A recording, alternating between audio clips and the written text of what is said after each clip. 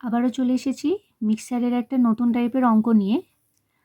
আমরা যদি মিক্সারের প্রত্যেকটা টাইপ দেখে যেতে পারি তাহলে যে কোনো কম্পিটিটিভ এক্সামে মিক্সারের যে কোনো অঙ্ক এলে আমরা সেটা করতে পারবো। তো এটা হচ্ছে আরেকটা টাইপ।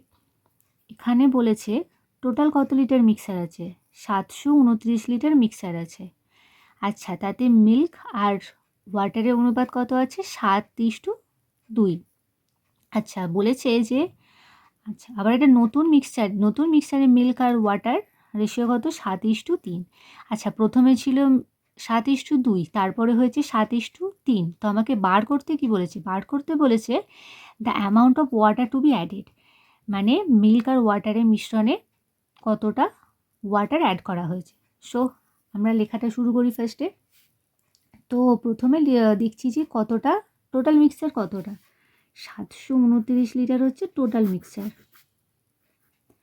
আচ্ছা, এবার মিল্ক আর ওয়াটারের রেশিও আগে কত ছিল? ওল্ড রেশিওটা নিচ্ছি। মিল্ক আর ওয়াটারের ওল্ড রেশিও কত? 7:2। আচ্ছা, নিউ রেশিও কত? 7:3। 7:3। আচ্ছা, ওল্ড ছিল 7:2 আর নিউ হয়েছে 7:3।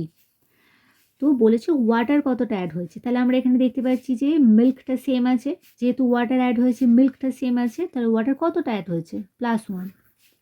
আচ্ছা, এই +1-এর মানটা আমাকে বার করতে হবে। বার করবো কোথা থেকে?